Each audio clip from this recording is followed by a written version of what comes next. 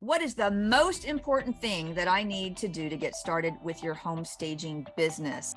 Yeah, I would say getting started, I would look at it more so on the business aspect than getting to, put together lovely spaces. If you don't have your foundation of your business laid out, it can be troublesome for you as you grow.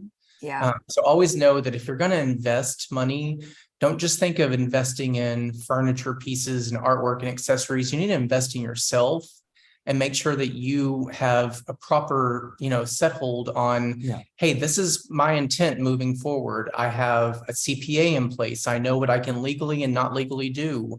If I need to go to an attorney and have them look over a contract, because you don't want to run into those issues where you have a client say, oh, well, this is void in your contract and it doesn't make sense and it's not legal. You can't do this. So, those first steps are really great. And it's going to seem very tedious and very difficult and almost overwhelming at some point. But that's why you hire those great individuals to take care of those aspects. Yeah. And you don't have to have it long term. You just need to find the right resources so that you're not really shooting yourself in the foot, so to speak. Yep. Excellent. And you know what? I'm going to add a little bit to this and I'm going to get a couple steps before all that. You need some education, man. Let me tell you, we have surveyed members over the years. I've been in this industry in a week. I will be 21 years. February 9th is my 21-year anniversary in this industry. And the one thing that I can tell you is that people need education because you don't know what you don't know.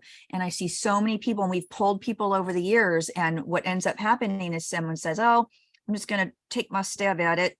And it's like, really? You just want to take your stab at it? No, why don't you just slay it from the beginning, get educated? Because what ends up happening is most people spend about 10 to 12 months milling around, trying to get information, asking questions in Facebook groups, which is the worst way to grow your business. And then they give up and they'll either just say, you know what, I've spun my resources too much and now I can't go out and do anything. Or they end up finally getting educated and get some training behind you. That will also help you determine, going through the training process to really determine what you want your business to look like. Because I totally agree with y'all. You have to have a vision for your business. And I always recommend that people look forward 10 years. If you could wave a magic wand or bewitch yourself 10 years from now, what would you want that business to look like? And start building it that way now.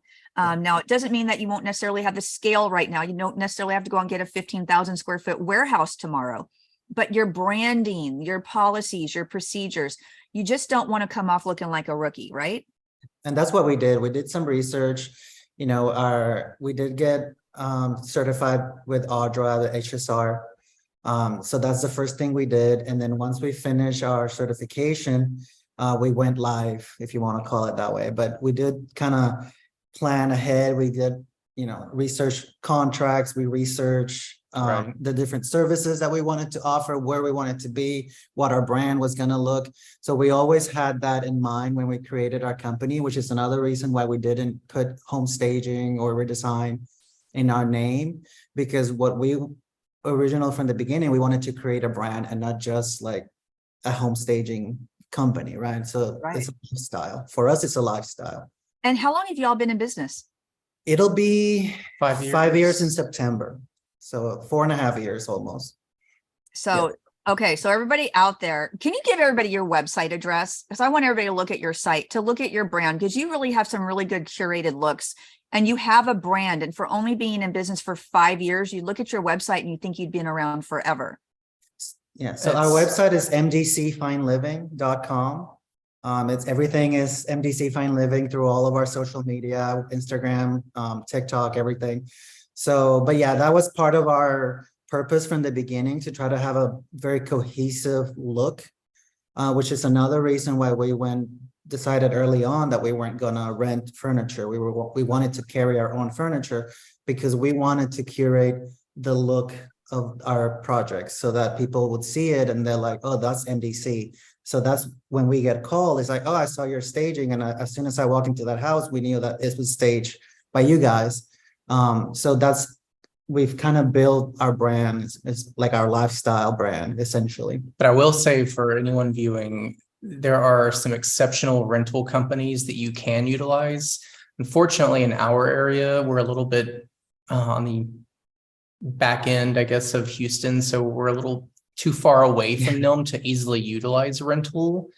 But they are also, if anyone out there is renting their furniture, this is not a nit at you. It's a perfectly fine, business structure if you do that. Mhm. It's just that I wanted very specific looks. And I've heard it from other Q&A people you've talked with before, Yeah. Shell. When people walk into those homes, they automatically say, oh, MDC did this. This Yes. has their stamp on it. That's part of our branding. And we wanted to have them say that in a good way and not in a bad way.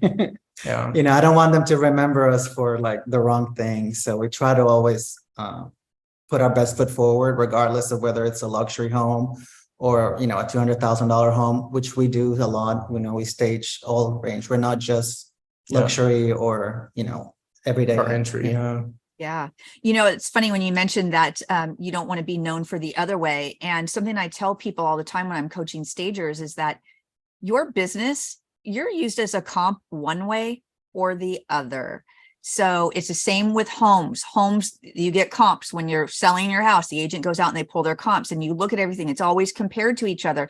And your staging business is the same thing. So if you are trying to be that low price leader and you're coming in with bargain basement pricing and you're cheapening everything up, like, using, boxes or crates or tables or something for beds and cardboard boxes I've seen stacked on, and they try to get really fluffy stuff on top to make it look so much not like that. It's a huge risk too, as far as people lay on beds and jump on them and somebody could get hurt. But when anybody tries to kind of use less or cut corners, you actually are really cutting those corners for your client. And in the same note, you're damaging your own reputation and you're setting yourself where in the market where your reputation, you're choosing how you want people to look at you. And, for other brands and other companies that are saying, no, we're going to give it the best and we're going to price it correctly. And we're pricing it correctly because this is what deserves to go into the home. It's the respect of the staging. It's the respect of the project. And it's also a respect for yourself. And Absolutely. we have definitely given ourselves more work in that aspect, because we do want to always put forward the best. And sometimes I feel like we do more than what is expected, but that's just what we do. We always give, we always go above and beyond. Yeah. So with our pricing, we have evolved. In the beginning, we never really looked around to see what other companies were, pricing their services at. So we came up with our pricing, and we have continued to tweak that pricing as we grown and as we've added more. So it's always evolving, because we do know that what we offer has a lot of value. Exactly. And we have to, in order to do what we do, we have to be, paid for that. Right. So. Well, and I think our pricing structure, we're still very competitive, which is great for our area, because I wouldn't say that such as other major cities, we still have a lot of agents that are still pretty new to the home staging arena in the Houston, Galveston area. Now, like in the loop, what would be said as in the loop of Houston, like downtown Houston area, it's almost certain that any real estate agent will use a stager. And it is a completely different market, even though we're only 45 minutes outside of Houston. Yeah. In our market, it's different. So in Houston, there are some great staging companies, and they charge, a lot of money. We're still in that process of educating our agents in our area, and we want to be the go-to, staging company in our area. And that's what we've been focusing on doing. And slowly, we're pushing our prices, and we're pushing to add, more value to our services. And it's been great so far. Yeah. All right, let's gear up. Next question. What's the number one thing a one-person occupied only staging company can do, not only to get noticed, but to get hired? I'm going to jump in on this first, and I'm going to say you need to do every single thing that every other staging company does, whether it's a one-person show, a 20-person show, occupied, short-term rental, whatever it is. You've got to bring your A game. You've absolutely got to bring your A game.